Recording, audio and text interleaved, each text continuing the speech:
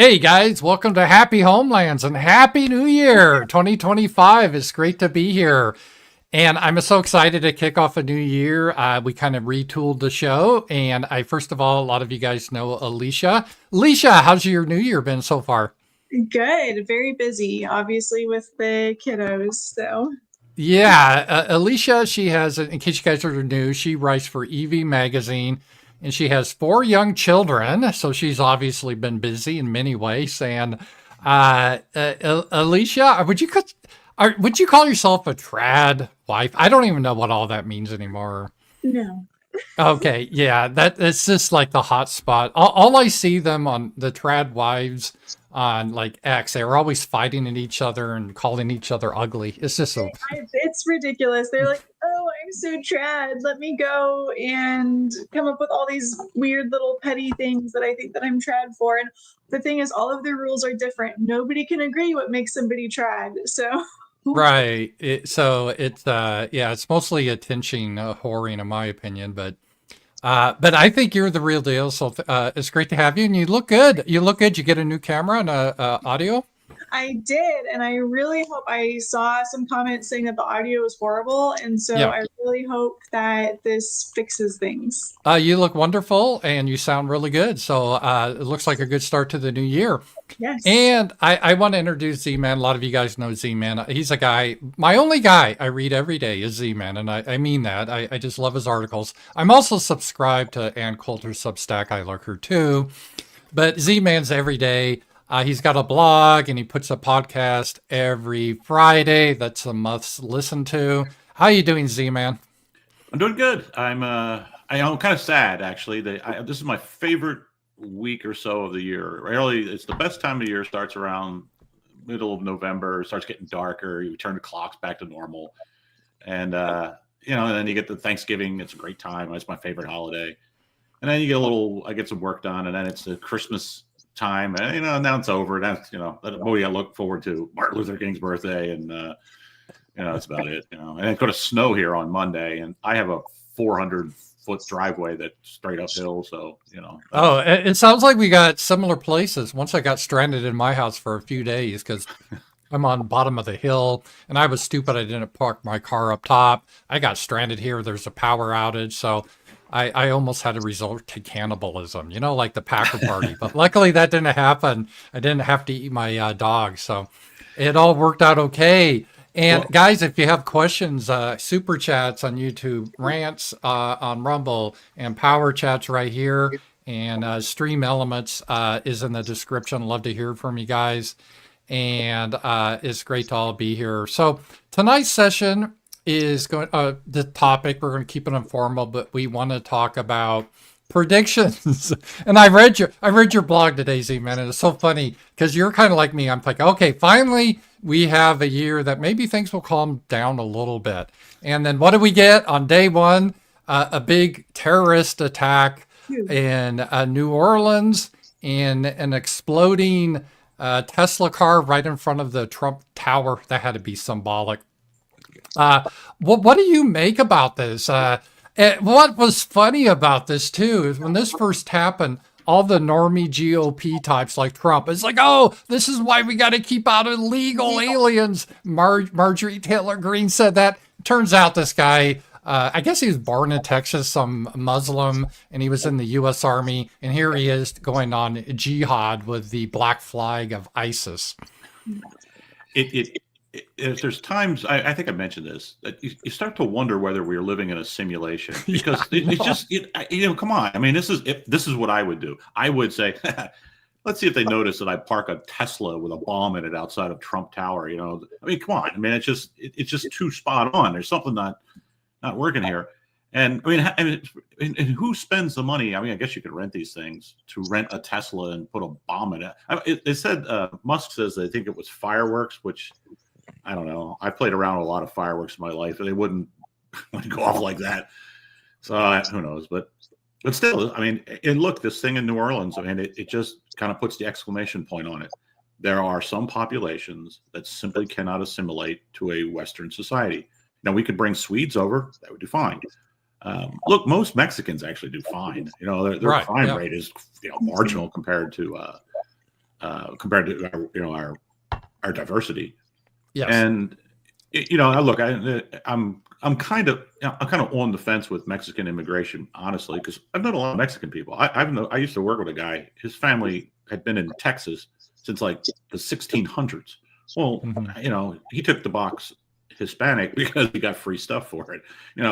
He was came in the system whenever he could, because why wouldn't you? But that's a different kind of guy than a guy who's coming over from Guyana or Gaza or something like that, or Bangalore. Some guy who quits his job at the call center for HP and hops on a boat and floats over to America. It's a different guy, and it should be obvious. It's a weird thing. It's most of my adult life, it's been the people in charge forgetting all these things that everybody knew for thousands of years, and we're painfully relearning them. The guy's name's like didn't do nothing or something. I mean, Yeah, I saw that name. I'm like, oh, come on, that can't be real. Or didn't jabber or something like that.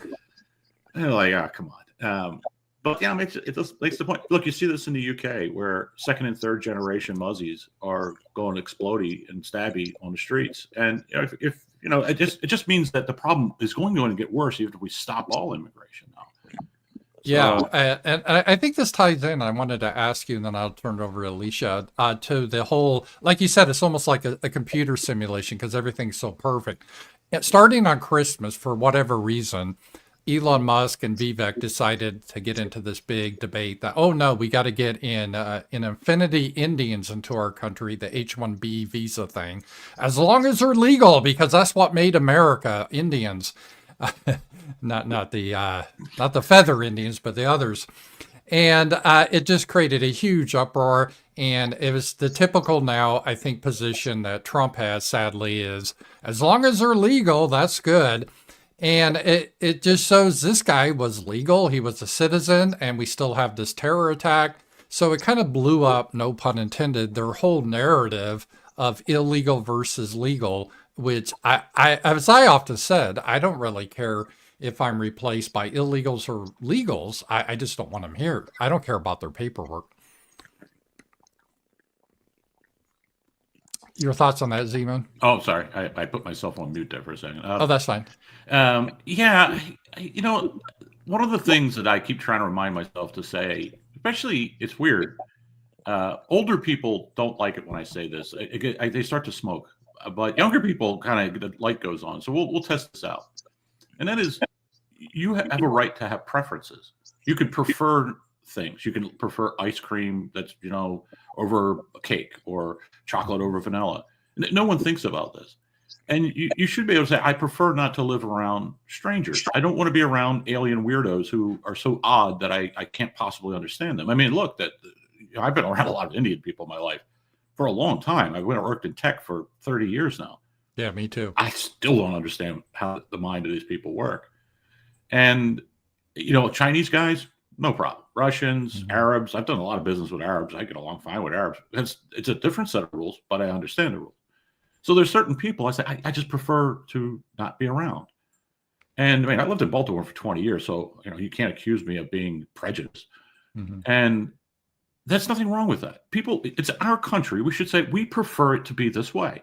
And no one should feel shame about that. This shouldn't be something that we've got to prove that, well, I want it this way because it'll help the GDP, or it'll take a point off of inflation or something. No, I can just say I prefer to not live around Indians. I'm picking on them now because that's the topic of conversation, but we should be able to say this, and we shouldn't feel ashamed of it. Something weird happened in our lifetime, because you're about the same age as I am, Paul. Right. So you went from being free to state your preferences to having to justify your preferences. Well, I like vanilla ice cream because technically vanilla is better in this way than chocolate. Well, who cares? You should not have to provide a justification for your preferences.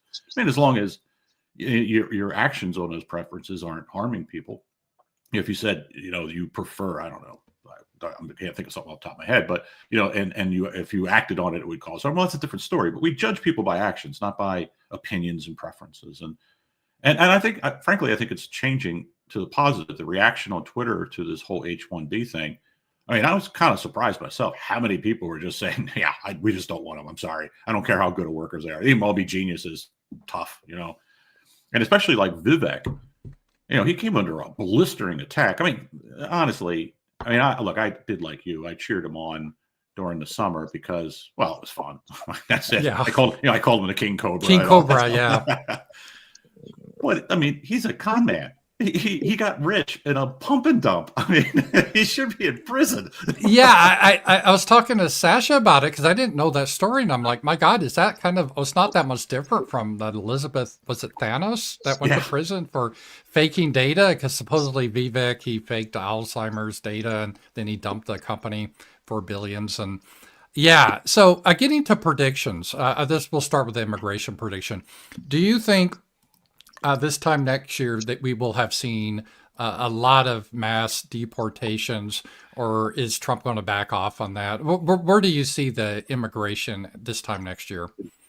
Yeah, gosh, I really want to say that he'll think on us because for as long as I've been alive, it's been just thinking. I mean, you vote for a Republican and you wind up with something worse than the Democratic option, So I don't know, but it seems to be different now. And this guy Holman, who he picked, I would not want to get in a brawl with that guy. No, yeah, he seems pretty tough. Yeah, yeah. So I don't think. Look, I don't think there's going to be train cars, going down to the border. But I do think we'll probably see some real kind of showy stuff, especially because Holman guy. People got mad when he said, "We're going to, focus on gangs, like the Venezuelan gangs, things like that." Like, oh, what about the people who aren't in gangs? But you go after the low-hanging fruit first. I mean, let's face it, it'll be good politics if they're got big wagons or buses with bars on them full of Venezuelan guys who are in apartments in Colorado, and driving them down to the border, and maybe they get Holman a big shoe so he kicks them in the butt when they go over there. Adios, amigos. Yeah. Yeah, I mean, they'll have to do some of that. So I think we'll get some of that in the first year because look, there is no resistance. This is easy political fruit to pick. Even far left people have just had enough of this crap. And so, I mean, I think, this is just too easy. So, and who knows? There'll be some judges that'll put their hand. I'm hoping he actually takes the woman who's the governor of Massachusetts who swears she's going to fight it. I hope he puts her in jail. She's some goofy lesbian. And this woman is a complete bonkers nut job, typical sort of Massachusetts. And I'd like to see that happen. One of these politicians who go up there and they're bravely going to defend, and Holman put the cuffs on them, drag them off the stage. I think I'd pay for that. Yeah, that'd be great. And this is our first interview, so now I'll turn this over to Alicia. So Alicia, you have some questions. Questions for Z-Man? Yeah, definitely. Yeah, we're talking. We turned you into an observer. Sorry about that. I'm the worst at it, so. This is the hardest. I've often told people, I'm sorry to interrupt, Alicia or Z-Man, but I would much rather be interviewed than do the interview. Doing the interview is actually a real skill that's difficult. And you're an easy guest, Z-Man, because you go on, but you don't ramble. But some people are really hard to interview, and it is a skill. So. Especially when there's two of us, so we're working out the kinks. But go ahead, Alicia, if you have a question. We're talking predictions for 2025. Yeah, so I want to know your thoughts on all of this trans stuff. We've seen a few hospitals get shut down isn't the right word, but like they're not allowed to trans kids anymore. So like that one hospital in Tennessee. So what do you think is going to happen with that? I think it's been outlawed in about half of the United States right now, like no more transing kids. Do you think we're going to see maybe a big government legislation on that? Or do you think it's going to stay at the state level? Do you think we're going to see more states pass bans on transing kids? Or do you think we're going to see a revolt? What do you think? That's a good question. I don't really know if it's necessary for a law from the legislature because you got the regulatory state. All these hospitals that depend on government money, and that gives the government, the regulators to say we're not paying for this, so they can crack down on that stuff. And one good thing is that Musk, literally lost his son to that crazy cult, and he's living. I didn't know this. I jokingly said Melania had to vacate the bedroom so Musk could sleep in there with Trump. Well, apparently he's actually in a guest house on Mar-a-Lago. It's actually down there. And Musk, he holds back on it, but a few times he's brought it up. I mean, he is hardcore on the trans stuff. So I have a feeling we're going to see the tough stuff there. But you know what? I think the air has gone out of that balloon. People don't know, and I have some firsthand experience with this. I have a friend whose sister went insane and turned the boy into a girl and the girl into a boy. Yeah, and she's kind of all this stuff is always driven, no offense, by women. These women that get this in their head. And when the kids were small, she was sure they had every allergy they're supposed to have. At the time, it was peanuts and weird oils and all kinds of stuff. And of course, they didn't have any of those things. And of course, it's also weak men. The husband of this woman was, I can't use the word, but he was not a tough guy. And he just got, she could lead him around by his nose. And, and I think the fad has changed. They're going to be onto something else, or, it's not cool anymore to say your kid is trans. So that'll be helpful. But, cutting the money out, that's how you go after this stuff. It cannot be said enough. This is monstrous. I mean, this is up there with human sacrifice. I mean, you take a child and you mutilate them this way. I mean, this is, it is baffling to me. If my wife went crazy and started doing this, I'll be blunt about it. I'd kill her. That would be the end of it. I'd just blow her brains out. And then, because at least I'd spend the rest of my life in prison, but the children would be safe. They wouldn't be butchered by this lunatic. And I really can't think of anything worse than harming a child, frankly. I put harming a child ahead of murder, because I mean, murder a lot of times is a crime of passion or whatever, but harming a child is deliberately done. So, yeah, I mean, I want to be pessimistic sometimes, but I think the tide's turned on this one. I think Musk being there too. I think he's going to get some revenge. It's nice having the world's richest man on your side. So I guess like a follow-up question then would be, do you think that we are going to see prosecution against some of these doctors? Yeah, I want to say I'd love to see it. I mean, it should happen. But I don't know. I got a feeling that this is going to be one that just kind of goes away, it just because I have not met a single person of any political persuasion that does not find this disgusting. I mean, just absolutely revolting. And I think, when the light, I think it was that hospital in Tennessee, or maybe it was one in Texas. Didn't they try to put the woman in jail? She blew the whistle on it. The Biden administration, isn't there like she was a nurse or something like that, and she was a whistleblower? I think so, yeah. And I mean, people were just outraged, and the fact that they were hiding it tells you they know that this is unacceptable.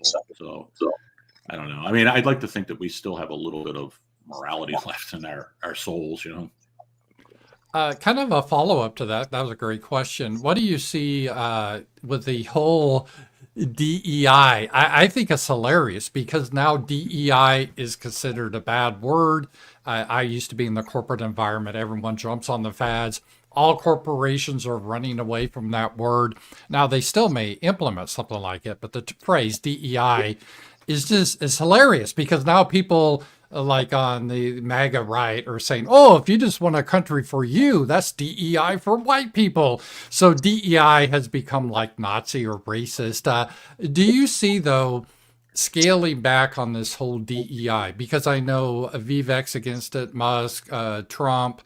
Do you see corporations going away from it and actually hiring the most qualified people? Because the dirty little secret is, especially since St. Floyd died of the overdose, they've been not hiring white men. White men have been blacklisted literally in corporations. Do you see that starting to change? You know what? I see this in my work life. I still have a day job. And, a couple of years ago, I had this account and they started hectoring me about our company's diversity program or something, because look, it's a racket. There's always a money-making aspect to these things. So there's always consultants running around and help you put together your diversity program and set your goals and all this. And, there's certain things, I don't know. Every once in a while, you know, I can kind of be mean. I don't know if anybody's ever noticed that, but but you know, this was one I just like, you know what? I hate this customer. I want him to go away. So I'm going to have some fun with this. So they start texting me, and I just get, no, we're not going to do that.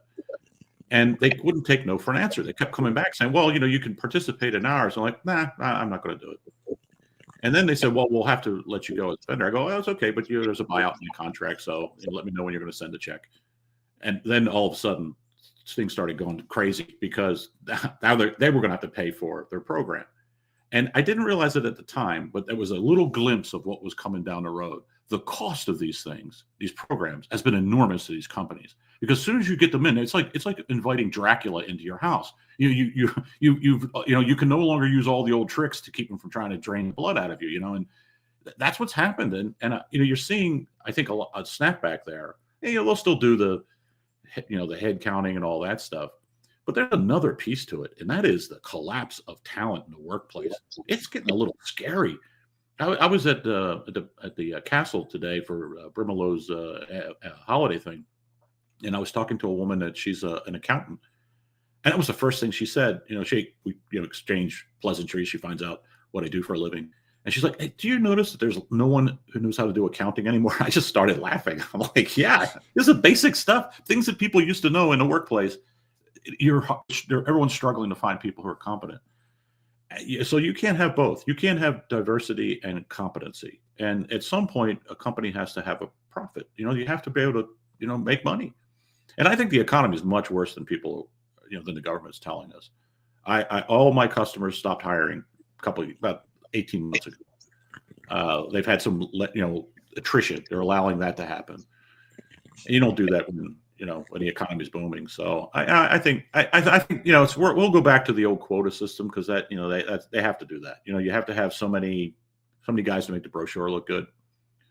But otherwise, it's I think they are because you can't have both. It won't work. You can't put somebody with a 90 IQ in charge of in a job that requires 110. At some point, they're going to push the wrong button and bad things start to happen. Yeah, and you get a critical mass. When I used to work in the tech field, we had a little bit of this, and we had a leader of a center. I won't say where. He was a nice black guy, but he literally didn't really run the place. They gave him a nice corner office, and they're like, maybe you should run the United Way campaign, stuff like that. And they had another guy, white guy, that really ran the thing, but it showed officially he was running the whole business there, this little branch. And the problem is, though, you can get away with that. It's kind of like a diversity tax. But when you get a certain critical mass, then you need someone to do the work. Well, it's funny to say that. Early in my career, when this stuff, we used to call it, it was first called tolerance, and then it was sensitivity training, and then I forget what the other one was. But then they got the diversity. But anyway, we're in one of those middle layers. So I was in my 20s. And the guy who ran what was IT at the time, you remember back then, if you were using PCs, IT was, it wasn't a complicated job. The server stopped working, you turned it off, turned it back on. Right. Well, this guy was from Ghana, and they had him in charge of IT, and of course things always broke all the time. So they decided to put him in with the HR department. He was going to lead the charge for. We weren't calling it diversity. It was I think it was sensitivity training. And his assistant, the white guy, he would fill in. He would carry the extra load. Of course, everything worked after that. So it was obvious what was happening because they promoted him out of that job basically and made him a public nuisance. Harassing us about our off-color jokes, and so everyone could get their job done because the system wasn't down all the time. And I wonder how much that happens. Because I've run into this a lot where I start dealing with a diverse person, and then I find out that, well, he's not going to be in any of these meetings anymore. And it's some guy who looks like me. When work gets done, diverse guy comes in, we have a wrap-up meeting, and then off we go. So, it's been like that for at least 30 years. And Alicia is funny because when I used to take, it was in the corporate world. I don't know if you had to do it, ZMAN, but we had to take these like computer-based training, and they had about sexual harassment. Then they changed it harassment. because it sounded too much like harass. So, but invariably, it was like a white guy hassling a white coworker. And I remember this one, the Muslim guy jumped in and said, "No, that's not how we treat women around here." It's so hilarious. I remember those. Yeah. Yeah. It's funny. When like I say, I guess in my mid late 20s, I started having, in charge of people. And there was this woman that worked in the office, and she was like in her late 30s, and she dressed like a streetwalker. And she was one of those ones who would rub your arm and all that. And it was weird because I remember talking to one of the other guys. I'm like, we're all hiding from her because, the fear was she would accuse you of something. But how do you complain and say that you're being sexually harassed by this woman? And it was just a ridiculous game. It was just, eventually, I forgot what happened to her, but she wound up, getting involved with some guy. And we had to all have a seminar about how you're not allowed to date at work and all this. I'm like, it had just been a lot easier in the old days. Somebody would have told her, put some clothes on. Yeah. I think I told you this story, ZMAN, in person. I can't remember, but Alicia, I don't know if you heard it, but I was a manager, had all these people reporting to me. We had a dress code, and we had this young intern. She was 19 years old. I think her name was Jessica, pretty girl, but she dressed pretty, was short skirts the whole bit. And none of the guys complained, but the women complained. And so I had to have a talk to her about her dress. That was pretty awkward, but it was kind of funny, the dynamics there. I'll turn it over to Alicia now, ask another question. So do you think, okay, we've talked about diversity in the workplace. Do you think that we'll see less diversity in like TV commercials and movies and all of that? Because, and I'm talking about diversity, not just of race, but like of other families, because that's been a big theme. And it's been, I think Disney has actually seen a decrease in sales because of it, because parents aren't willing to expose their children to that sort of filth. Whoops, put myself on mute there. Sorry. I'm getting old. People are gonna start calling me a boomer here soon. Boomer tech. Yeah. But yeah, I don't know if it's possible to have more diversity in ads. I don't watch like a lot of regular television. Every once in a while, I'll try and watch a sports ball match or something. But I do watch YouTube, and I don't know. At this point, I start laughing because whatever the ad is for. It's going to be, you'll see this white woman, and then, her husband is, from Africa. And I'm like, come on, it's always this way, I mean, there's some of these ads are so ridiculous. I can't remember what it was insurance company. There was a woman who looked like an Abo, from Australia, Aboriginal. Mm-hmm. She's in an apartment, and her husband is this, it looks like, he was this Jewish guy with this giant afro, right? That blonde, like a blonde reddish afro. And I'm thinking, what would be the odds? I couldn't remember what the product was because I started calculating in my head. What are the odds that a Jewish guy from New York somewhere would meet an Aboriginal woman and marry her? I mean, it's got to be like 1,000,000 to 1. I mean, the only thing missing is like one of them was a midget or something, And I mean, it's like I want to know who is making these ads. I mean, I keep wondering why someone hasn't been enterprising enough to figure out who the ad companies are. Because if you actually look up the ad companies, they are so white. It's like a Lynyrd Skynyrd concert. There is no diversity in advertising. It's the craziest thing. All the people writing the ads, they're all white people. And so, and just like start calling them and saying, hey, how come all the families have to have, a black husband, a white wife, and sometimes the kids are Chinese? You ever see ads like that where, it's like biologically impossible for this family to exist? And I don't know why I'm going to tell the story, but there was an ad about 5 or 6 years ago for Cabela's. You ever heard of that store? It sells like outdoor gear and stuff. And it's a tent in the woods. You see it rustling and the light goes on. And it's a woman, white woman, and then a black guy. And then you see like an Asian kid and then maybe a Mexican kid in the tent with them. And the black guy has this look in his face. And I'm thinking, yeah, I know why you're shocked. How did this white woman and these two, this Mexican Chinese kid end up in my tent? But yeah, I know what I don't know. I think because it's deliberate. It's clearly not for an audience. Because look, I lived in Baltimore for a long time. Black people hate race mixing. They hate it. They hate it so much. especially black women. Oh my God, they think they think a black man dating a white woman, he should be killed. They hate it. I mean, they are just out front about it. So it's not like they're appealing to black people with this, or they certainly aren't appealing to white people. So they're just doing it to be rude, really nasty. And given you said about the Disney shows, I mean, I don't watch a lot of this stuff. You got kids, so you got to worry about this stuff. All this stuff made for what was it, a remake of The Lion King they just did, and apparently it was terrible. Right? I mean, I don't know. I don't watch these things, but or what was the one with the lesbian space witches, the Star Wars thing? Star Wars, yeah. Yeah, I mean, who would let their children watch this? I mean, you'd have to explain all this weird stuff.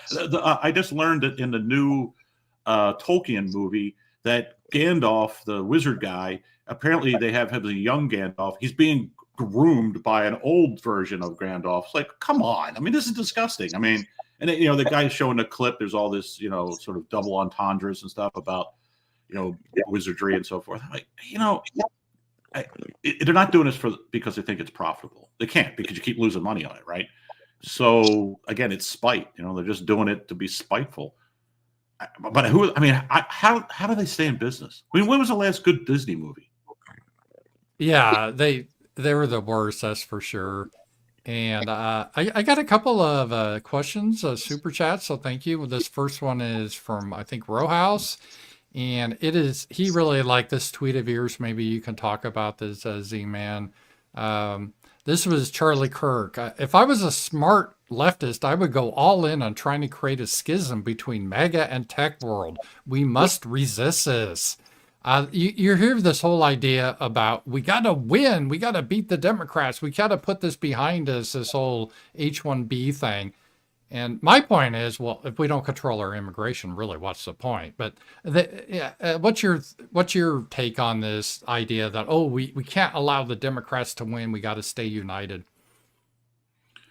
I think Alicia's muted there. I see you making...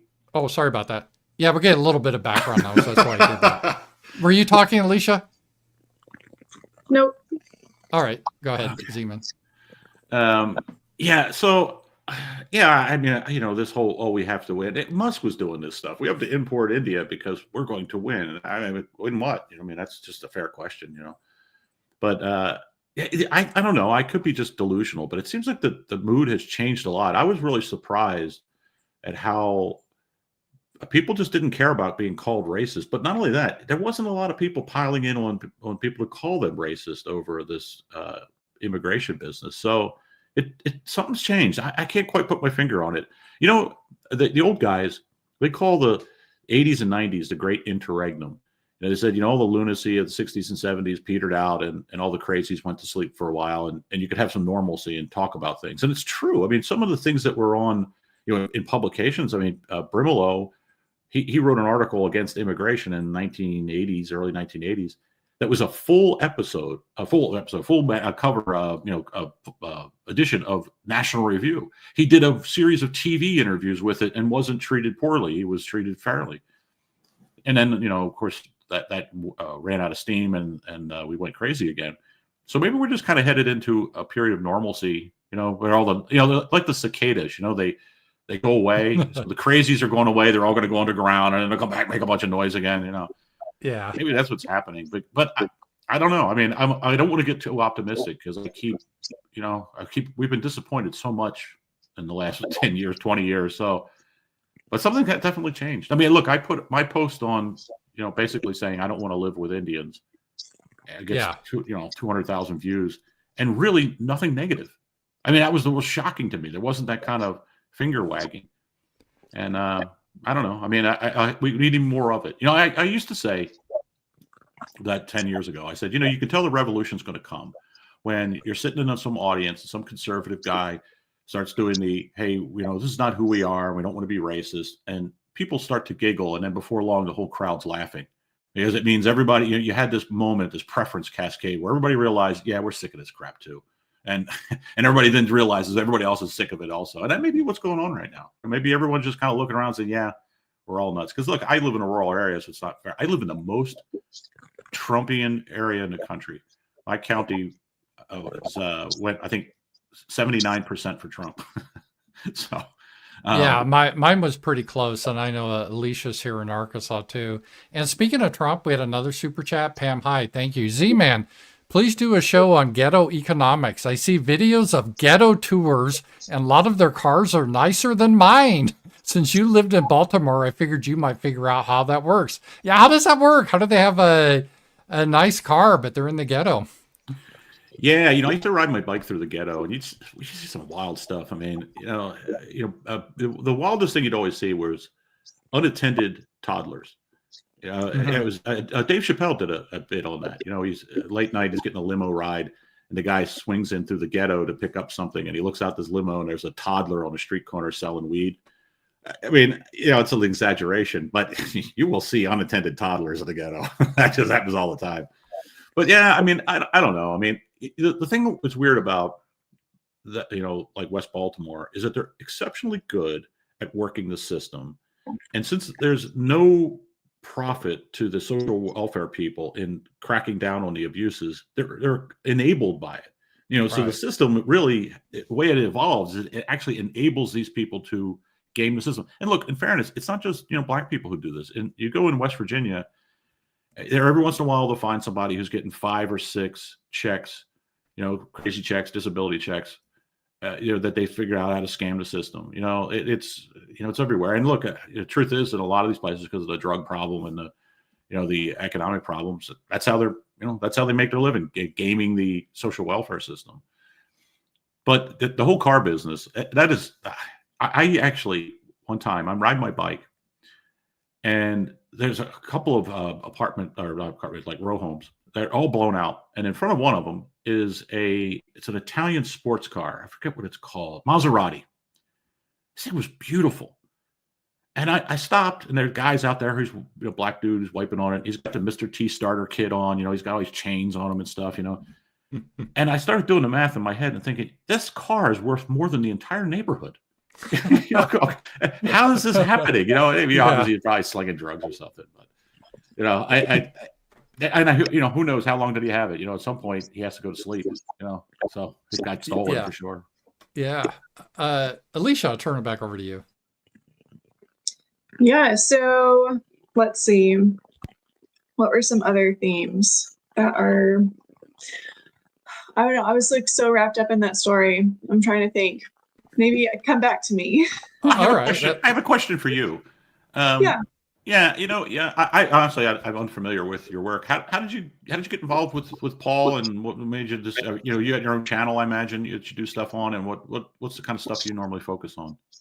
So I actually don't have my own channel. I write for Evie Magazine. I'm a writer, and then I met with Paul by kind of like happenstance. So Kim Coulter is doing like this Dungeons and Dragons game online, and she asked Paul to join, and she asked me to join, and so that's how we met up. And then Paul, like 4 weeks ago, I guess at this point, asked me to host a little bit on his show, and so it's been a lot of fun, and thank you. She was you want to know it because I'm such a Chad, but I actually played a little of Dungeons and Dragons, but I no longer play in the group because I got busy, but I had a good time. I played for quite a few months.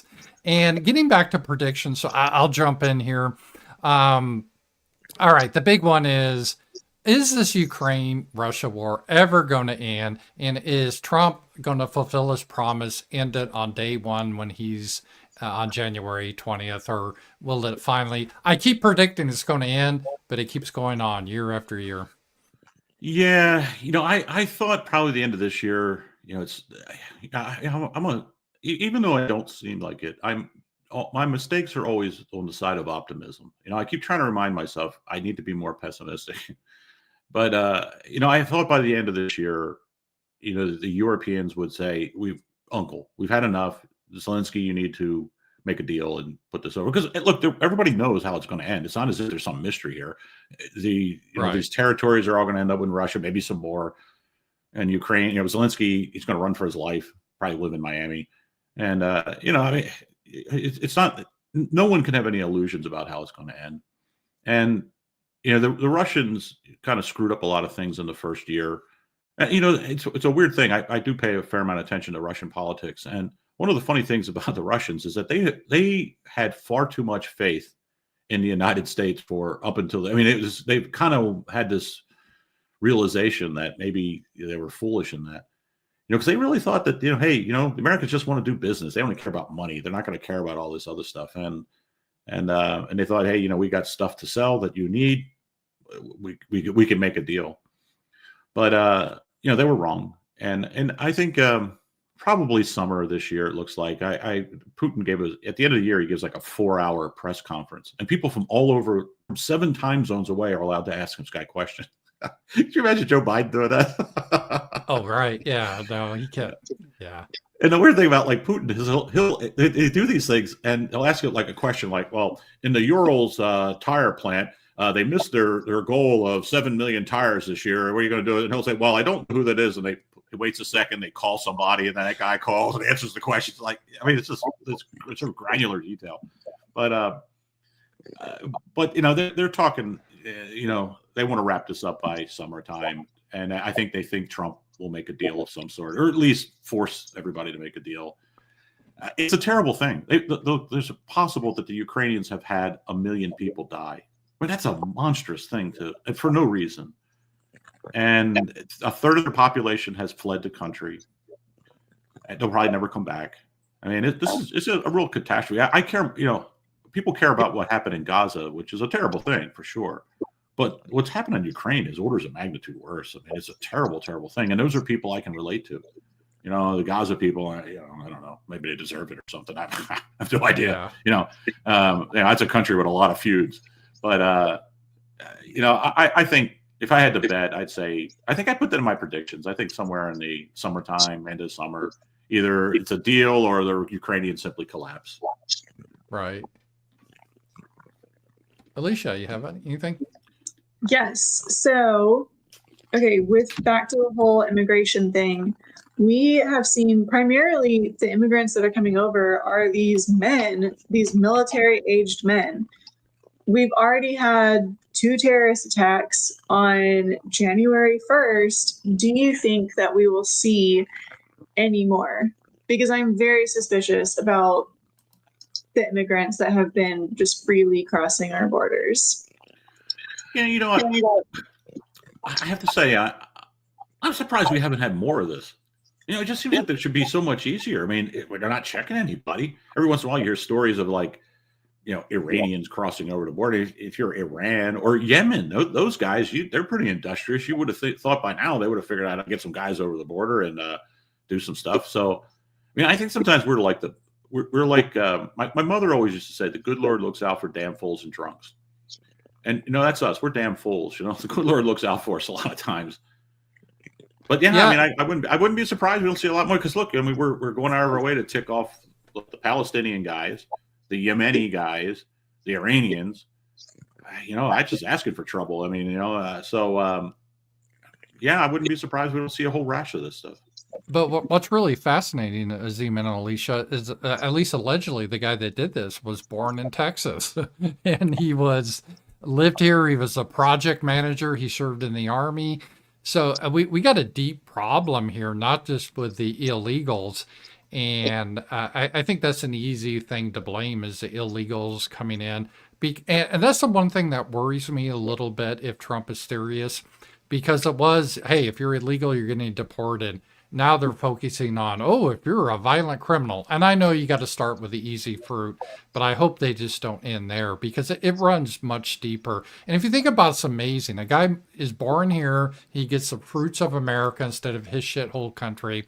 And he still has such a hatred of America. He wants to run down people. So this problem runs much deeper than just a border that's not secure. Yeah, we need to secure the border, but we got a problem within the country now, and it's not going to be easy to solve. How do you get these people out? Someone like this guy, he's a citizen. So how do you get a citizen out? But he's a ticking time bomb. And that, I always thought that was a left strategy, get him in here, and then it's too late to try to get him out, which is, Yeah, I mean, I'm surprised that some of the, if this happened a few years ago, the crazies would be out blaming Texas. Oh, he was fine before when he got here. Texas Yeah. made him. It's all that racism he was subjected to. But yeah, I don't know. I mean, it's one of those things is that we can't keep being nice people and have the society we want.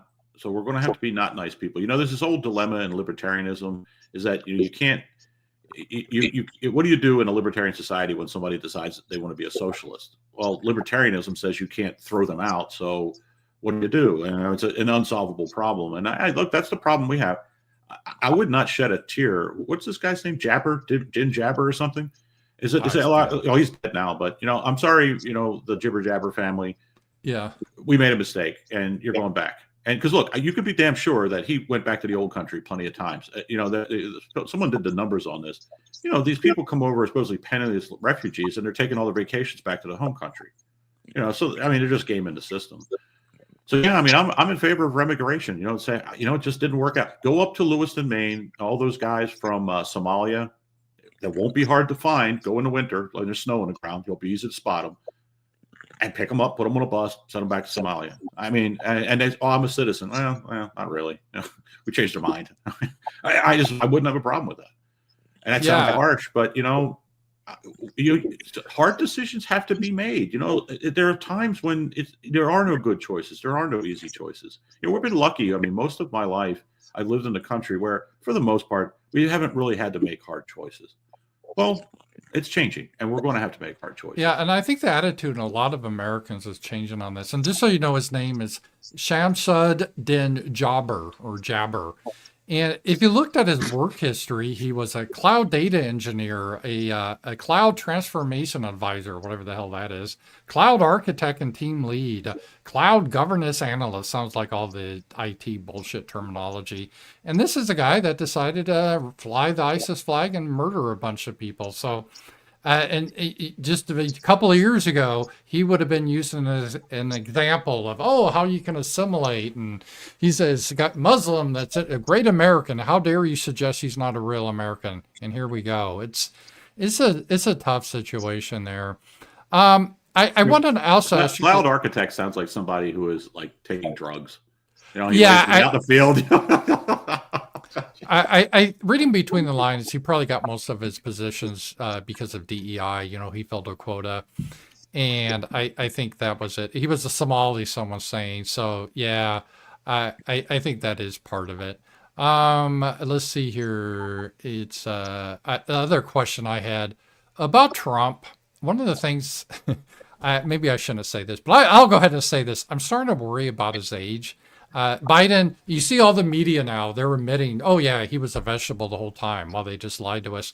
Do you see a similar thing maybe happening with Trump? He's getting pretty old. What is he, 78? And is this going to be something that we need to look out for? Yeah, he clearly slowed down, and I thought somebody, I think it was, I was with Mike Ferris the other day. He brought this up too. Remember when Reagan got shot? He was a different guy afterwards. And Trump has been a different guy after that. I mean, granted, Reagan got seriously wounded, but Trump got a plunk in his ear. Another thing that says we live in a simulation. Look, I have owned guns my entire life. I grew up in a bedroom that had rifles hanging on a rack on the wall. Okay, so I know a lot about firearms. I would never be able to wound a guy in the ear from any distance at all. I'd have to be standing next to him. But that aside, Trump seems like a different guy since then. And I mean, if you've ever had a experience where your life was in the balance, it does change you. It changes how you look at things for sure. And I think as when you're an old person, I know as I've gotten older, the fragility of life has become more apparent to me. I'm much more aware of it. We had snow a while back, and I'm shoveling the driveway, and I'm thinking, make sure A, you don't have a heart attack, and B, you don't slip and fall and break your hip and your leg or something, and you freeze to death out in the snow because there's nobody around to see me. It's not like Yeah, you start thinking about stuff like that. I mean, I'm not worried about I'm not going to break a hip or something, but you know what I mean. And I think when you're in your 70s, it's probably much more aware. But he does seem like it's slowed down. He does seem a little slower.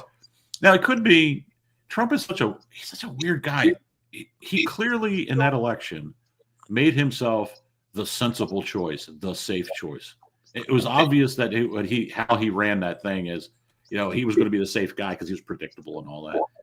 So maybe this is just the way he thinks it'll work. Hey, you know what? I'm going to be, this kinder, gentler, grandfatherly Trump will be the new image. I don't know. I mean, I say this, and then tomorrow he could come out and start dropping N-bombs on somebody because he doesn't like Twitter. Who knows? Yeah. What do you think, Alicia? I think Trump could be sadly going more to the middle, and he always likes to be liked. So maybe he's just going to try to be the big tent, compassionate conservative. I think that he maybe is actually listening to his handlers this go around. Because he still goes off the handle sometimes, and it's not what we've seen, because I think that his team realizes how important his, they always knew how important his public image, but I think they are cranking down. I think he's cranking down. I think he's really trying. I think they figured out that, like, hey, let's work the grandpa angle. Let's make him relatable, because that was the whole theme this campaign, right? We're like, relatable. Kamala Harris is the drunk aunt. Tim Walz is your gay uncle that has had a friend that he's lived with and we don't speak about. And I think that the angle that they went for with Trump was just the grandpa. And I think that was really smart. And I do agree with ZMAN that he was changed after his assassination attempt. That just happens. That's natural. And I think that they just leaned harder into the whole grandpa thing, finding Jesus. And I think that's how they spun it. I think they made it work. I think they did exactly what they should have. And I think that it's the whole thing with writing, write what you know. We knew this was going to happen. He's older. He had an assassination attempt. Let's just lean into it. I think that's what they did. I do think that it's an issue. Older politicians, I do think that there needs to be a cap. I do think that we need to revisit and reassess the laws surrounding that, because wasn't that one senator, wasn't she found in a yes. care? Yeah, they didn't know where she was, and she was in a nursing home or Alzheimer's care thing. Oh yeah, I should laugh. Like, I completely agree with that. But with the whole Trump thing, I think they are just leaning into exactly what they should be leaning into. Yeah, he's much more prepared this time. In 2016, and so I think I think you're right about this. Is that they're like, hey, he can't be popping off like this. He needs to kind of act his age, which is fine. And I mean, look, that McDonald's skit was the most brilliant bit of political theater I've seen in my lifetime. I mean, that is just was an amazing thing. It's right up there with Reagan at the legendary debate. I love that, because the leftist on Twitter, no, we got to fact check this. He doesn't really work at McDonald's. Like, come on.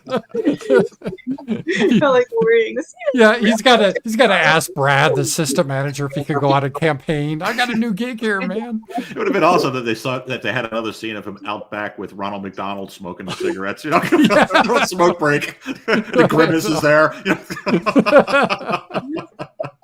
Yeah, that was good about that. So do you the Trump presidency? It's just not this year. I guess I could do predictions. Do you think he's going to make it all 4 years, or we're going to see President J.D. Vance? And is Trump going to pivot to the middle, or is he going to have problems like he did the first time, or has he learned his lesson, in your opinion?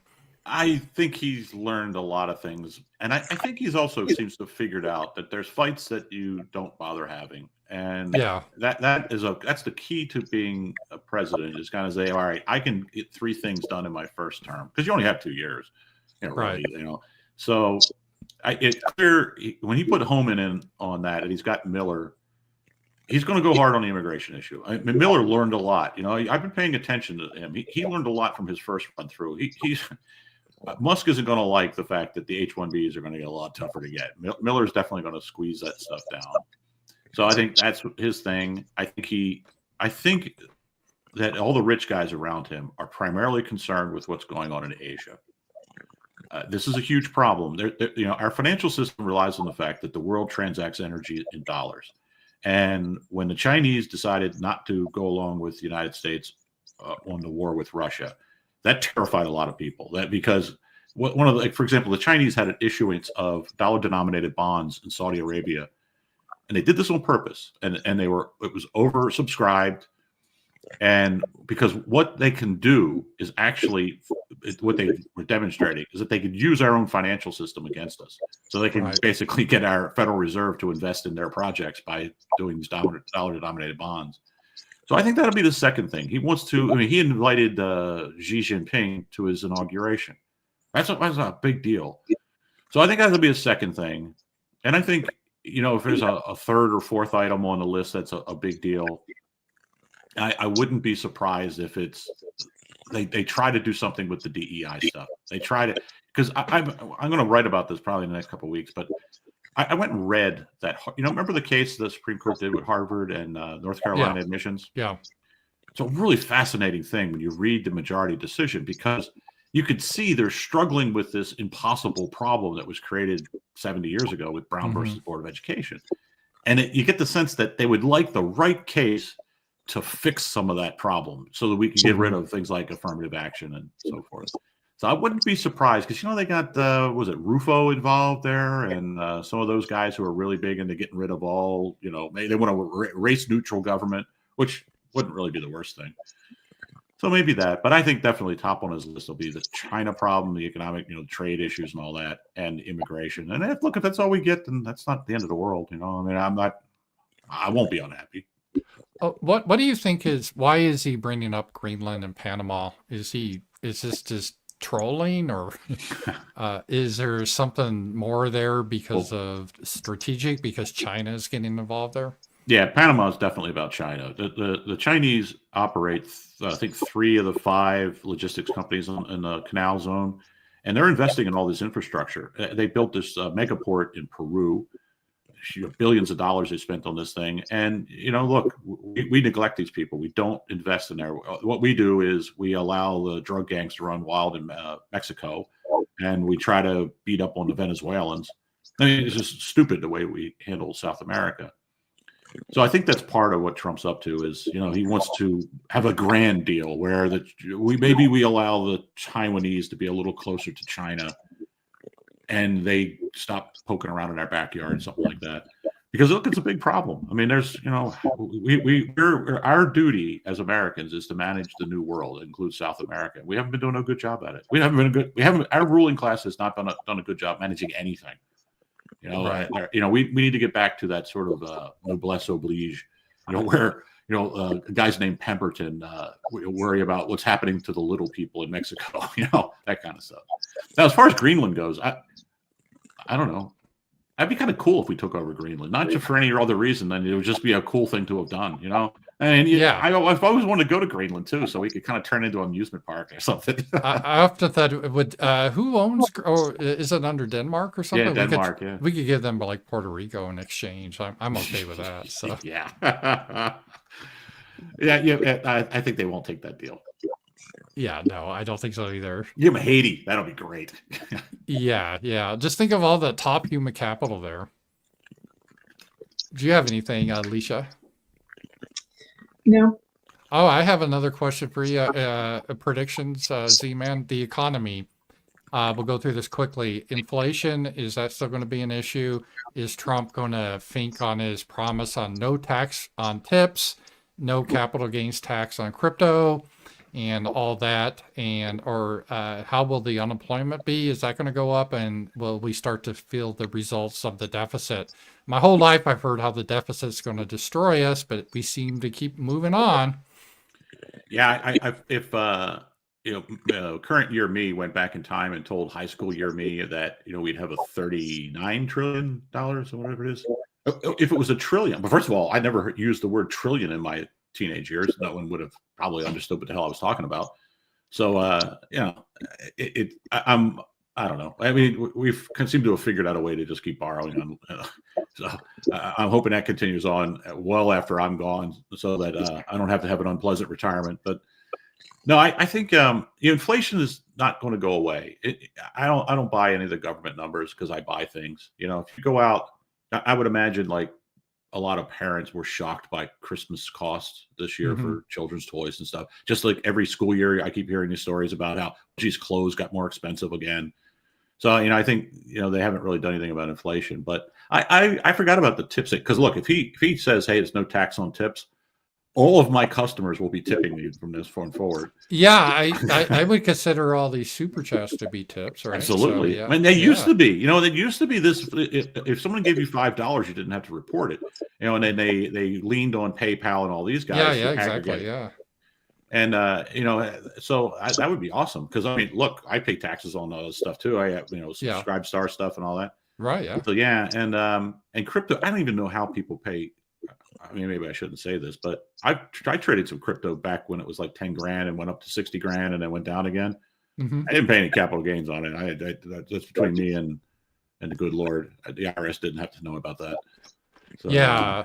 I'm not sure all the rules on that, but yeah, so it's probably also depends on your income and stuff, how they do the capital gains like stocks. So I don't give tax advice on here though, so you guys check it out on your own. So yeah, the tips thing, that would be great. I mean, I just want to. I can imagine all these conversations at the workplace. Hey, boss, why don't you just tip me instead of? Yeah, I'll work for minimum wage and you give me big tips. That's what I want.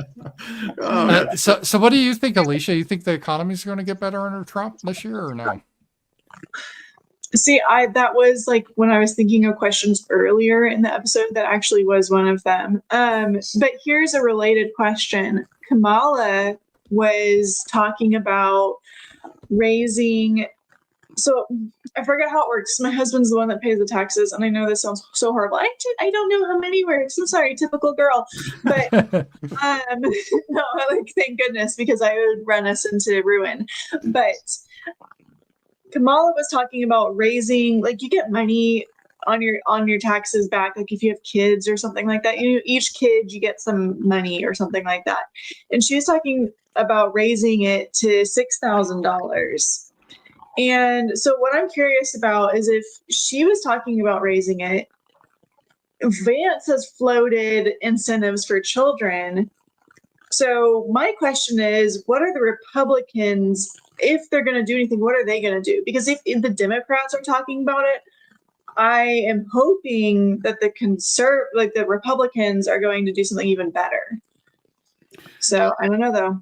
Yeah, my top prediction was that by the end of the year, we'll be talking about the fertility collapse. And this actually touches on something that you wrote about. And one of the reasons for the fertility collapse is our diet. You know, this is kind of a hobby horse issue for me, but processed foods, we have no long-term studies on the impact of eating frozen dinners and all the other stuff.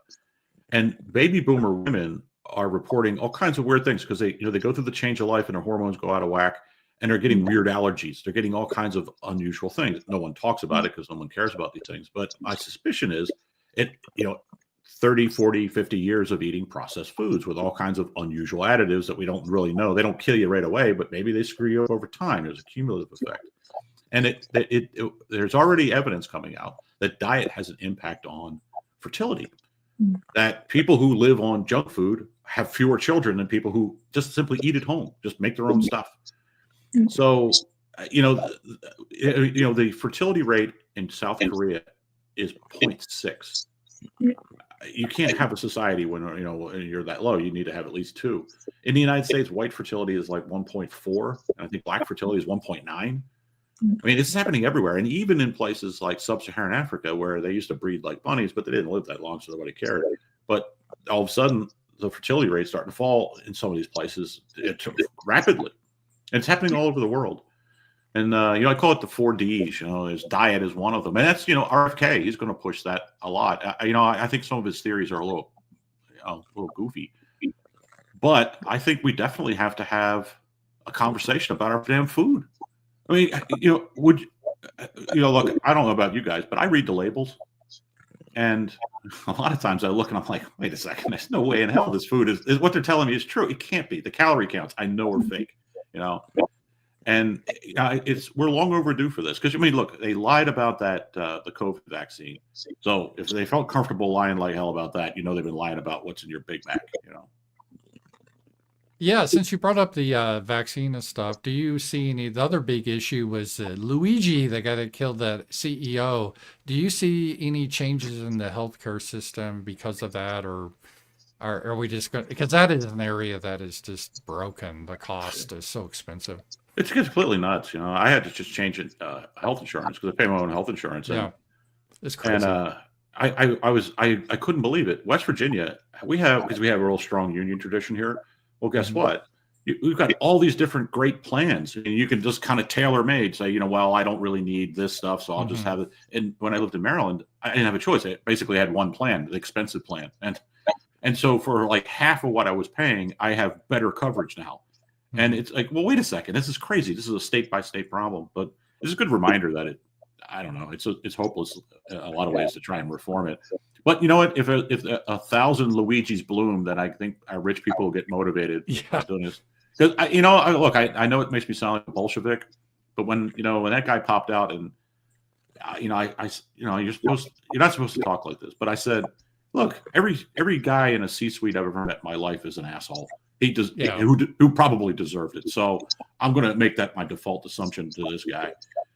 It's wrong. I mean, he was married, he had children, and all the other stuff. But of course, it turns out he was actually kind of a monster, apparently. So, but yeah, I mean, look, this is the truth of the matter. I've made this point many times. Is that 100 years ago we changed immigration in this country because immigrants started blowing up rich people.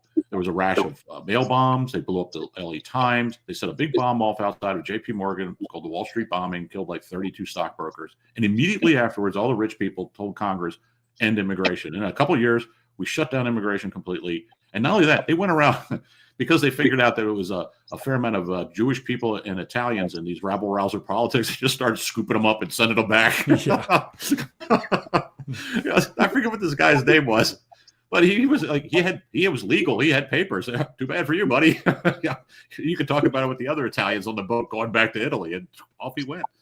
And but yeah, I mean, I do think, our rich people saw that guy getting shot and they thought, man, that could have been me. And that's a good thing. They need to think that. They need to live in fear.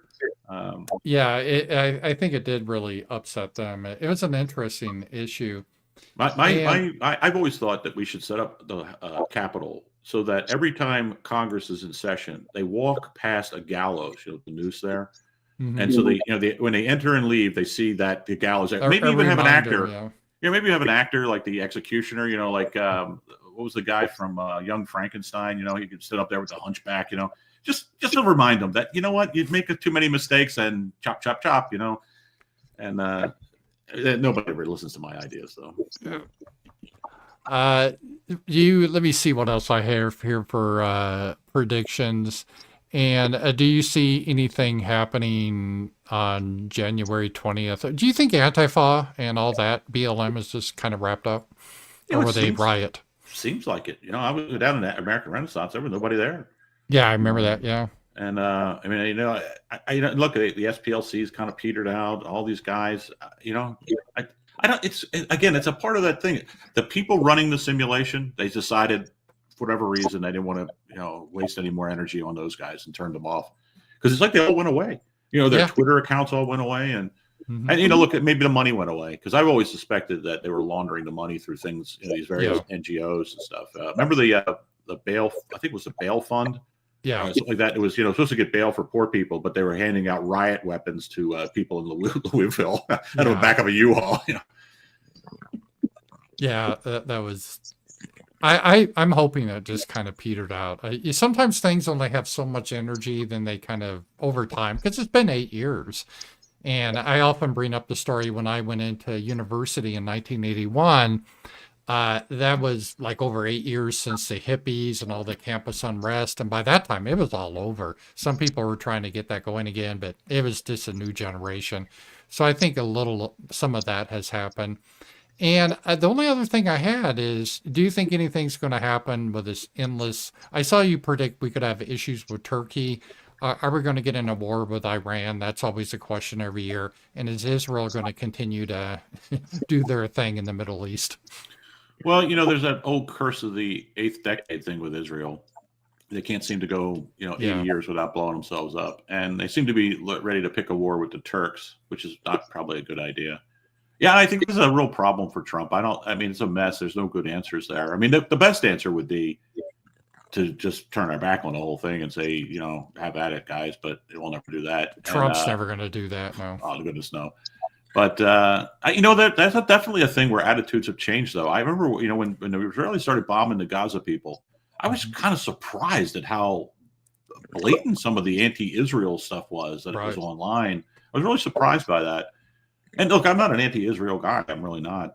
I just don't think they should be bombing hospitals in Gaza. Yeah. I just can't believe that no one thinks this is a problem. Blowing up schools and hospitals. You see these pictures, and it's just like acres and acres of rubble there. There used to be apartment buildings. But I don't know. I mean, I hate to say this, but I hate the Middle East in the sense that I do too. There's no solution to that problem. They've been going at it since Alexander the Great. I have followed like the Ukraine war because I have somewhat of an ethnic interest in it, and I'm also kind of I don't know. I think the technology stuff is kind of cool, to be honest. The drones all the drones and all that. Yeah. But the Middle East, I don't know. I mean, that's the one thing I don't like about Trump is he's got this love affair with Israel that I just don't. I just don't share. I don't hate them, but I just don't care enough about Israel. I hate to use this term because it's overused, but he is kind of a boomer conservative. He's from a different time. He looks at the world differently. And isn't that it's a wild thing, isn't it? There is, I mean, there's a generation gap there that it's really, I find it increasingly difficult to bridge. Yeah. They think of the old America. They still think of like classrooms full of white kids all lined up nicely in their classrooms, bringing an apple to the teacher. Oh, you may have a little black girl there, an Asian, and then our military is these brave white men that, it's just this retro look. They're like you've often said, stuck in 1985 or even earlier. And that's just their mindset. And that's the way Trump is. And Israel, they're God's chosen people. We got to support them. They're the only democracy. And all that jazz, they just don't give up. I guess I can't blame them in a way, because when you think about it, if let's say you were born in 1950, so you spent your preteen years in 1950s America, probably a pretty cool childhood, right? Then, the 60s come along, you start growing your hair a little long when the Beatles showed up. And then you got the summer of love, where drug taking didn't mean Skid Row. It didn't mean, before that. Now, sure, you had to live through the 70s and wear a cranberry leisure suit and all that stuff. I mean, it's like the ugliest decade in history. But still, then, just when you're starting to get frustrated with America, Reagan comes along, you get this booming economy, the boomers are all making money, they got investing in the stock market. You can't really blame them for thinking what a great country this is. And someone in the chat said that, kill a commie for mommy. I like him. More boomer bashing. I'm not really trying to bash the boomers. It's just when you're born in a certain time and you live a certain way, I'm sure I'm this way too. It forms your views of the world in America that's different, just because things have changed, and that's just the reality. I mean, I look at young people that I experience, talking about 20-somethings, or even 30-somethings now. It's a funny thing. I some millennials I know, in this kind of thing. And I've noticed their cynicism is kind of risen quite a bit. And I think younger people are, quite cynical about things. And I don't blame them. The economics for young people is dreadful. I mean, look, when you went to college, it was not unreasonable for a man to be able to work his way through college. You could have a night job. You can't do that now. It's crazy. I mean, I literally did that, by the way. Yeah. Yeah. I mean, some of these tuitions costs. I mean, it just. And what are you getting for it? I mean, it's not like the education got better. The education got worse. I mean, it is. Yeah. So I mean, I don't blame them for being a little pissed off at the country that they're being that they're inheriting, because it's going to be tough. I mean, Alicia, how old are you? I don't mean to. I'm 61, so I'm 100% behind you, because these boomers, I think a lot of them are much more capable than the younger generation. So I'm not trying to bash them. I mean, they're more trained in life. They deal socially better with people. So it's not a bashing thing. It's just, I think Trump is just raised in a different era that he doesn't quite understand, like how the H-1Bs are really taking American jobs. He just really thinks we just can't get enough talent, so we got to get someone in. I think he really believes that. He doesn't. That's what I mentioned. Trump's age. I think he's starting to get disconnected a little bit. Yeah, but those old guys, they look and say, "Oh, that nice Mexican guy out there takes care of the golf course. Yeah, he's such a nice guy. He's a hard worker and all this stuff." And they don't see the other side of it. And I mean, I don't know. I mean, I have a bad habit of trying to be optimistic about people, and with the boomers, I don't want to believe that they're going to get more selfish and self-centered. I think they will. It's just going to be a little tougher to reach them because look, they don't talk about this stuff on Fox News. No, they don't. Yeah, so, that's the point. And we got a super chat from Tony. Z-Man's view of white people not caring about being called racist anymore for watching white sports, winning white movies, supporting white role models. We see how normal this behavior is in other groups. I'll ask Z-Man could comment on this, but I think the whole term racist has been overused quite a bit, that it doesn't have the same impact it used to have. Yeah, I mean, look, I think look, sub-Saharan African societies are tribal. Right. Arab societies are clannish. You have everybody's a cousin. It's funny. I one Arab guy, 50 of his cousins. Just how they operate. European societies are moral societies. We judge each other by how we act, and we tend to judge each other individually. We don't visit the sins of the father on the head of the son. We're just different in that way. And I think we're never going to move past the fact that we'll look at a hardworking Mexican guy or a hardworking black guy and admire him as much as we admire anybody else. It's just who we are. But I do think that we've kind of realized that we can't just be the doormat of the world. We gotta, and look, there's a duty here. If North America is going to persist as the great civilization that it's been, we're going to have to step up and do our duty and be caretakers. It's not just being caretakers of the land and the animals and all the other stuff. It's also being caretakers of the people who maybe aren't capable of taking care of themselves. We used to have this kind of paternalistic view of things, and we need to return to that. You still see some of it in rural areas. I imagine you run into this a little bit in Arkansas.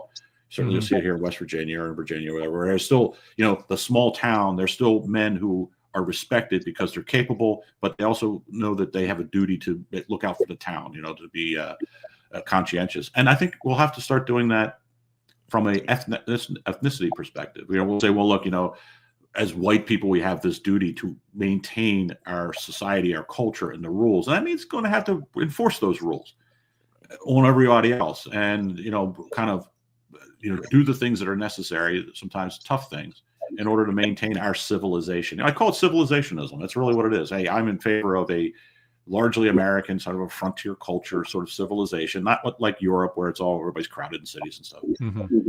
And we'll just have to do whatever we have to do to do it. And then if the Indian guys who are showing up and don't want to cooperate and want to try and run pump and dump scams on Alzheimer drugs, well, it's our duty to grab them by the pants and give them the big shoe and send them off back to India, Yeah. What's your thoughts on that, Alicia, the whole generational divide? Do you think that's overblown, or? The generational divide between boomers and millennials? Well, yes, and Generation Z and all that.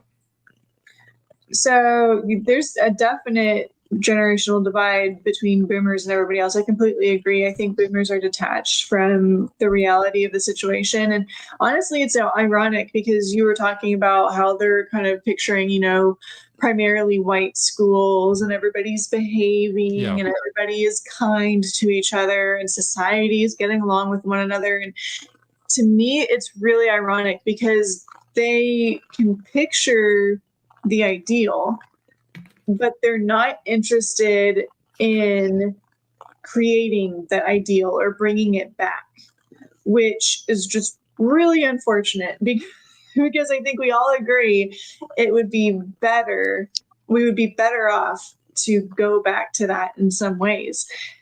And millennials and Gen Z sees that boomer tendency for what it is. And we honestly, there's a lot of resentment that we feel because the boomers are in power right now and they won't relinquish it. And it's really frustrating because not only will they not relinquish the power or the wealth or anything else, they won't change society. They won't do the work to change society for the better. Instead, they're just interested in sitting on their laurels and living out their golden years however they want to, and everybody else be, screwed. And those are all really good points, and I do think I think Z-Man said once. Sometimes talking to some people of that generation is like arguing with a TV because they get a lot of their views from that. And I think a lot of these people, and they're really good people, very capable people, but they really think we live in a society where, like, the most of the kids that are bullied in school are poor little black kids that are trying to learn, and these evil racist whites are hassling them. They really have, because that's what they see on TV. That's their worldview. And so they tend to be very sympathetic for all that. So I do think that some of that, and I'm not crapping on boomers because I think the other generations have a lot of problems too. But that is something, they're kind of a little bit misunderstanding where we are. A couple more power chats. Robert, Z-Man view on Vivek Ramaswamy all along now. Did his tweet not surprise you because of where he came from? I think we talked about Vivek, yeah. Johnny said, Rams and Z-Man's view of Jimmy Carter and his presidency, based on Israel, bad on everything else. I think Jimmy Carter was a decent man. I thought he was kind of a weak president. I think he came in at a difficult time. We were going through a big transition in America from the hippie era, Watergate, and the Vietnam War. Then after that, and Gerald Ford was in a couple years, then we were in the Reagan years when I was in college. Totally different world. What are your thoughts about Jimmy Carter, Z-Man? Yeah, I mean, I would say the same thing. You know, Jimmy Carter, when he left the White House, didn't get rich off of politics. Right. You know, and he committed his life to building houses, the Habitat for Humanity, and doing all these things. He was a decent man. And, you know, there's no reason. I mean, he didn't do a good job as president. I mean, look, in my life, I've had people who work for me who were terrible at their job, decent people, but terrible at their job. In some cases, I had no choice but to let them go because I didn't have some other place for them. And other times I found a place for them. And I think Carter got fired from being president because not entirely his own fault, but, you know, he didn't help himself. But it labeled him to transition into a new position. You know, he was reassigned a new position within the corporate America, and it was a great position for him. And I do think he's a decent man. I mean, you know, look, of all in my lifetime, the worst president was George Bush. He's terrible. I mean, he was the worst president ever. And I mean, I put him in, you know, the conversation of worst American president ever. Jimmy Carter's not on the list of worst presidents. I mean, Gerald Ford, maybe you would put in there, but it's definitely Bush, Johnson, FDR, Lincoln. But yeah, I mean, you know, I don't know. I mean, the guy's 100 years old. He had a good run. I mean, he didn't harm anybody. Nobody's actually complaining about things that Carter did still. And we'll be complaining about Bush to the day I die. So I don't know. Maybe I'm too much of a soft. I'm getting old. I'm getting soft. You know, 10 years ago, I would have been a much meaner. You know. Well, I'm so old. I can remember when he was president, and he came. People just thought he was just kind of weak because of the Iran hostage situation. Which, you know, what could he really do on that? And he had his malaise speech about America just being down. There was inflation, and there was a lot of issues that he got blamed for. But he implemented a lot of things that I think Reagan got credit for. So he was put in a tough situation. I don't think he was a great president, but we've definitely had worse. Well, it's funny. My father, he hated the fact that he wore those cardigan sweaters. Yeah. It made him crazy. My father was not very political. But as soon as Carter would turn up with that damn sweater, of course, you know, we didn't have clickers then. You know, you had to get up and change the channel. He'd get up and go across the room, turn the TV off. You know, goddamn Carter. Walk out of the room. It was just a stupid sweater. And it's all I really remember, honestly, as much about Carter is because it was kind of a fun thing. You know, as kids, we'd just be all looking. As soon as my father would sit there, read a newspaper or a book or something. And then as soon as he'd hear Jimmy Carter's voice, he'd look up. His face would get red, and that was the end of television for a while. Yeah, and Carter, there were some funny things with his family. I don't know if you remember his brother Billy. I think the drunk, the alcoholic that has a Billy Beer or whatever it was. Yeah, that was kind of funny. And then he had his daughter Amy, who was unfortunately very homely. It was kind of an interesting time. Well, Billy was great because they would catch a picture of him like taking a leak on the side of a road. You know, he pulled his truck over, and he had these beer cans in the bed. All right, a couple other super chats, and we'll wind up here soon. Damien, did you see the slogan, free speech isn't paid speech? Musk is a parasite. Vivek is a criminal. Also, Trump is a boomer cock. I think that's a little harsh. I think you got to look at nuance with people. I think Elon's done a lot of good things, but he does have, obviously, I disagree with him on H-1B. And Vivek, I liked him during the campaign. And Trump, he's better definitely than Kamala, but yeah, he does have limitations. So, unfortunately, our politics seems to be you're either evil or good. There's nothing in between, It's, I don't know. So I don't subscribe to that really.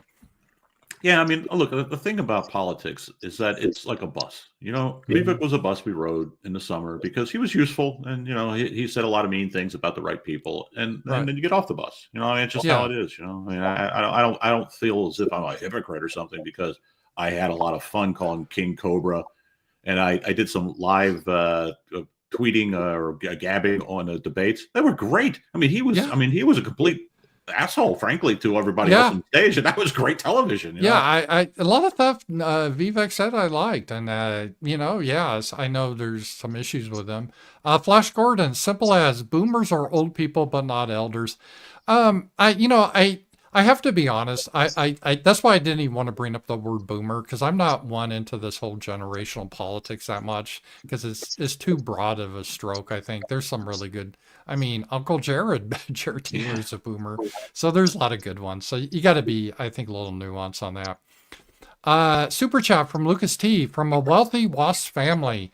They don't believe has changed. Many Democrat boomers are extremely conservative. Yeah, a lot of Democrats are how they live. It's very conservative. They live in all white areas and they have their nice little towns. And there's no doubt about that. Yeah, being a progressive is a luxury good. Everybody in Vermont cares about racism. Well, there's like 11 black guys who live in Vermont. That's not, they can pretend that that's a problem for them. Right. When you're in Baltimore, I mean, I had never heard a black guy cry racism in Baltimore all those years, because they would start laughing if somebody said it. Like, what are you talking about? Everybody understand it was the most race realist place you'd want to live is a place that's got a lot of black people, because black people don't fall for any of this stuff. Right. And that's just the way it is. I mean, if you're rich enough to escape the consequences of being a lefty, then you can be a lefty. I've never. I mean, I'm not a rich man. I've never been able to afford to be a progressive. So. That is that's the thing. And I think that's. Do you have any final thoughts, Alicia, or questions? My final thought is that JD Vance is going to end up running after Trump. And I know that's not like a prediction for this next year, but I do think that we're going to see more like covert campaigning from him. Yeah, and I'll get obviously I think he traditionally, though, a lot of times vice presidents aren't necessarily the leading contenders, but I think JD Vance could. I do like JD Vance. It's a long ways off. He could, Trump's not young. He could die in office, or have an issue. So I'm just watching the media that Vance is putting out, and like that's why I'm thinking that. Oh, I think he definitely wants to position himself for 2028. Would you agree with that, ZMAN? Yeah, I think when he ran for senator, I grew up poor. I can relate to Vance quite a bit. It's just his life. So he is what he is. Of course, nobody's perfect. But I saw a guy who had a transformation. I could tell. He because you read his book, the Hillbilly Elegy book. Yeah. It was really not written for me. It was written for his rich friends so they could try to understand the world he came from. Right. And I think somehow in that process, he realized that, hey, wait a second, these people don't really appreciate who I am in my journey. They just look at me as an ornament. I could be wearing a little red vest and holding a lantern out there as far as they're concerned, Yeah. And I think that was a revelation to him. I think it opened his eyes a lot. And he's a smart guy. He's a little bit too on point, That's no offense, but that's a millennial thing. Sometimes an A is good enough. A B plus is fine too. You don't have to get the A plus. And Vance does that a little bit. But yeah, I don't think there's any doubt he'll be the 2028 nominee. I don't think it's going to be close.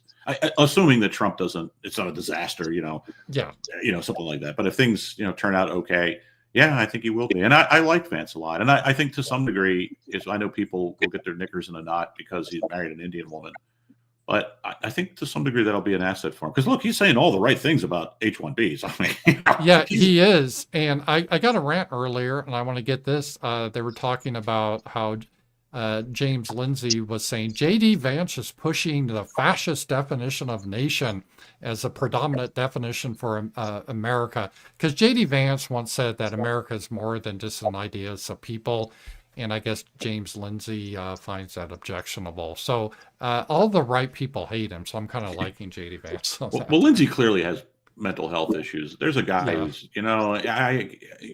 he's a guy that in his basement, he has this meticulous set of figurines, set up, and no one's allowed to touch it or get close to it, or he's got a train set where he wears a little cap and he spends all the time in the train running around. There's a lot wrong with that guy. I used to read him or listen to his shows, and I could tell he was becoming increasingly deranged.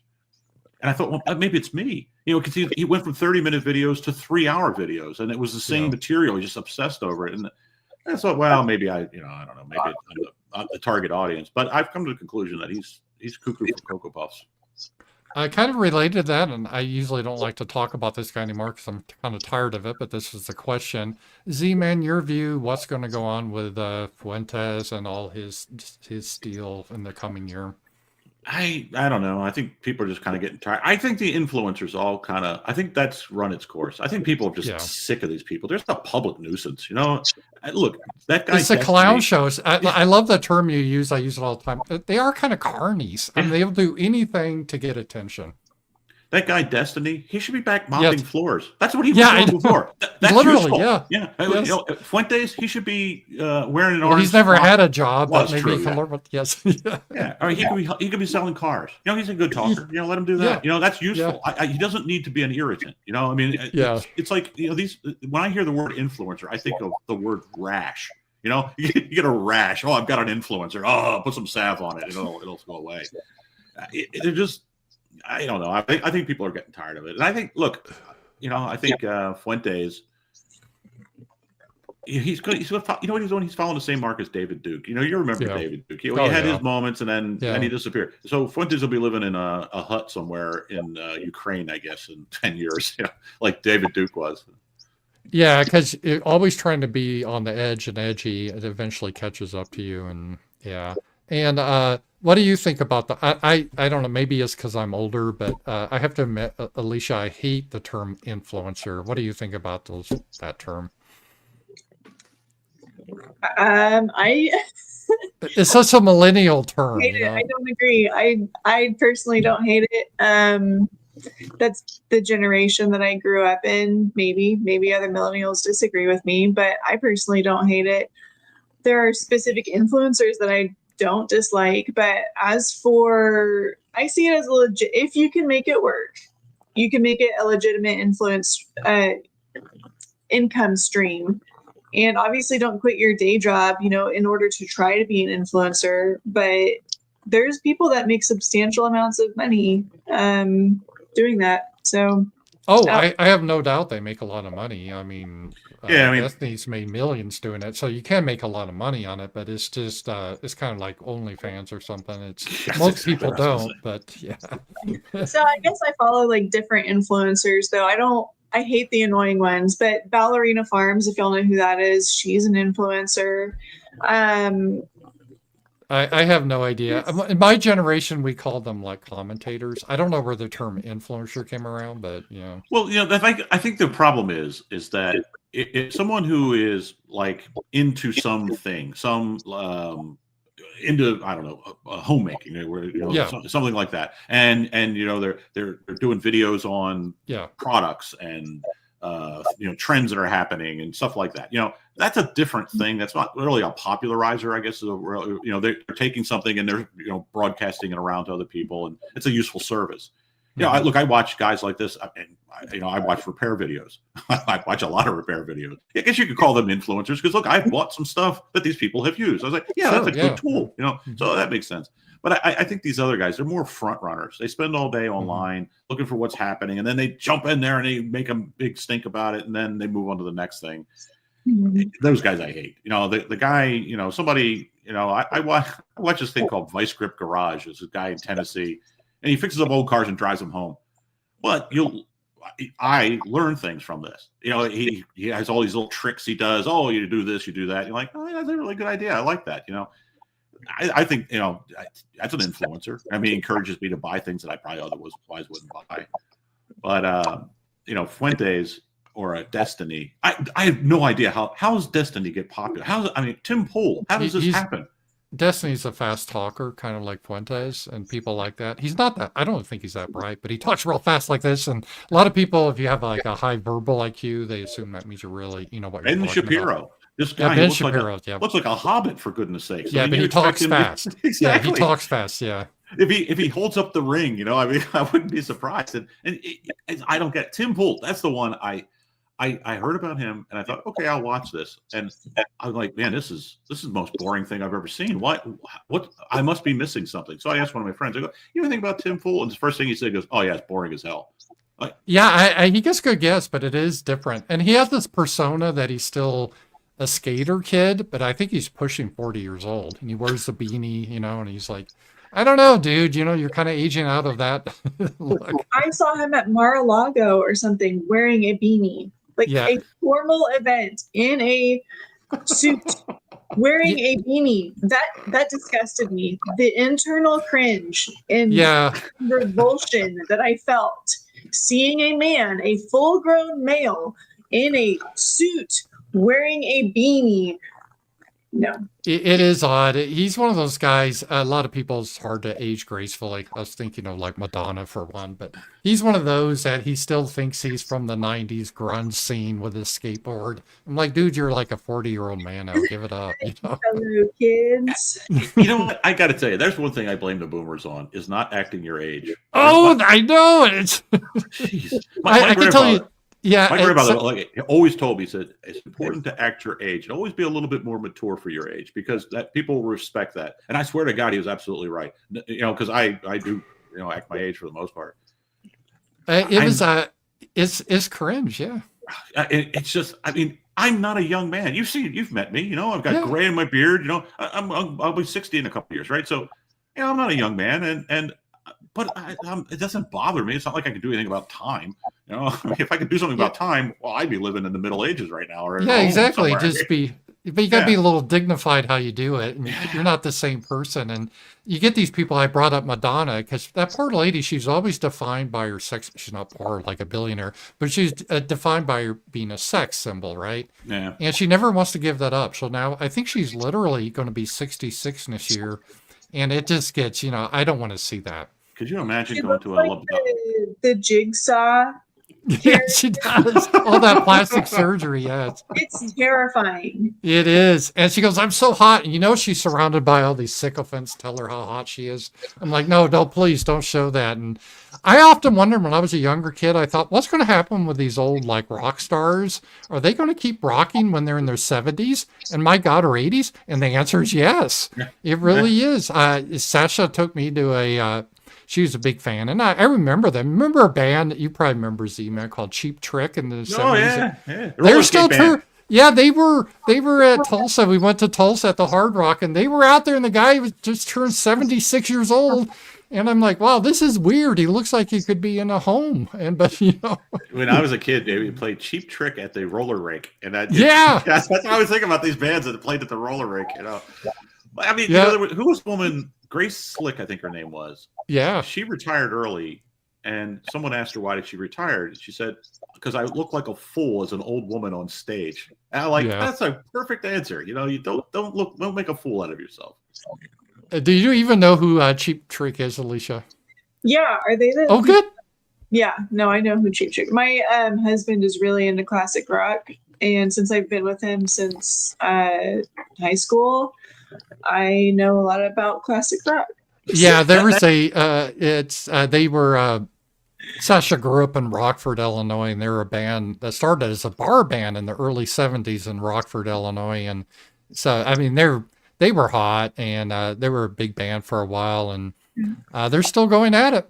Well, that's a funny thing you brought up there, is that I ran into this years ago, that like my generation, we listened to our music. We also listened to like a lot of boomer stuff, that was popular in the 60s and 70s. Yeah. And the millennials, this was like maybe 15 years ago when they started coming online into the workplace. And I was doing something at one of my customers, and they're listening to something like from the 80s. And I said, why are you guys listening to this? They had an encyclopedic knowledge of all this classic rock and old songs and all this stuff. And I apparently that is a thing, particularly with millennials, that, being into 60s, 70s, 80s music. I never knew that. And every time I bring it up, millennial guys, oh yeah, absolutely. They didn't listen to the stuff of their era, which maybe makes some sense because, who was a big band in the year 2000? So that's the thing is like my husband, like all of the music available to us is like rap or country, and he didn't like either one. And so and emo music. Like I was into the emo music, but my husband like was not into any of it. And so the default for normal males that weren't into country, normal white males that weren't into country, was classic rock. And so he's actually seen the Scorpions like in concert. So yeah, that makes sense. Yeah, it makes sense. And one final thing, I just wanted to go over this because this brought up a point that's really interesting. It's been kind of viral that people are talking about this, but this was 20 years ago. The show The Office, and they wouldn't make a show like this anymore because they're all white characters initially. But the thing that's amazing about it, and someone's asking, like, how in the hell did nothing change in 20 years except for the technology? They still look like someone you could see today. But I remember when I was, let's say, went to college in 1981 is when I went to college.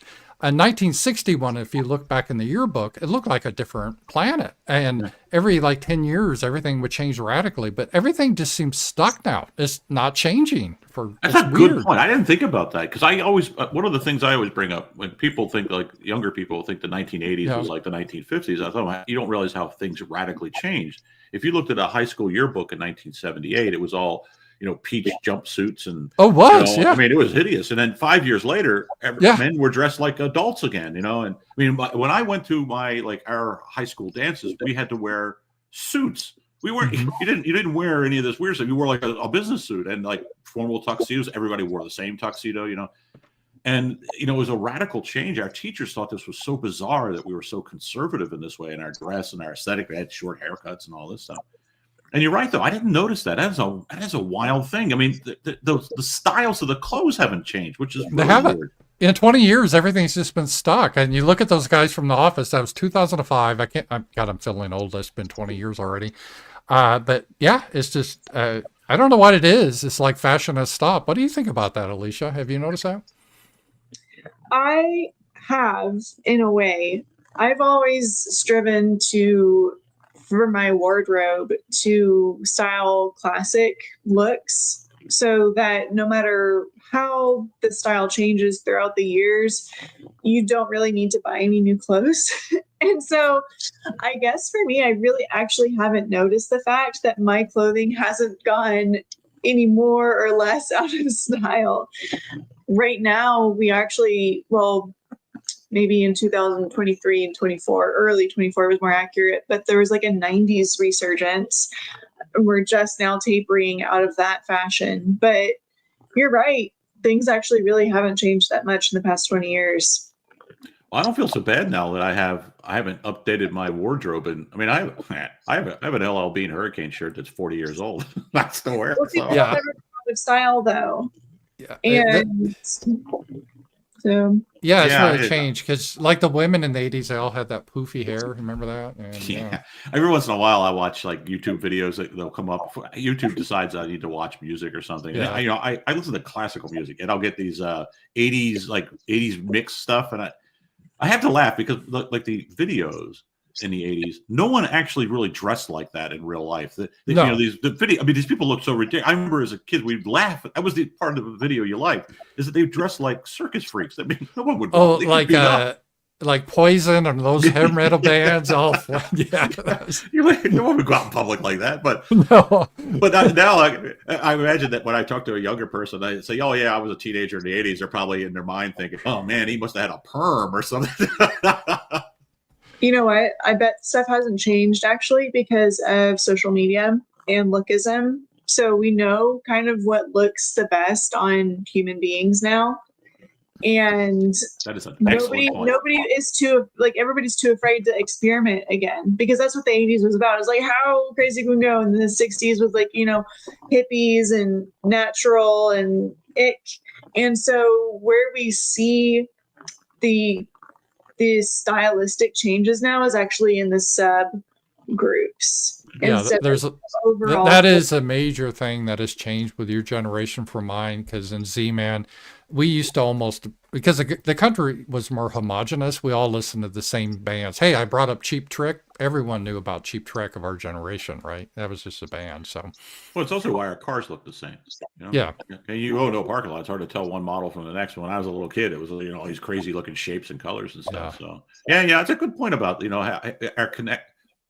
our ability to see all of us from all over the place has made us kind of homogenous. You know, we're all just kind of this gray blob now. And it's going worldwide too. And finally, Pan Hyde. Did you watch Sam Hyde video? I did watch it. It's a good video. I recommend you guys watch it. He posted it on Twitter, and he's pretty interesting. So I retweeted that, and I think we'll wrap up now. It's been such a fun time. Thank you, Z-Man. You're like my favorite all-time host. So thank you for joining. I really I'm do very happy. appreciate it. You're like one of the first people to ever have me on. Like Really? That was with Eunice and Tina back.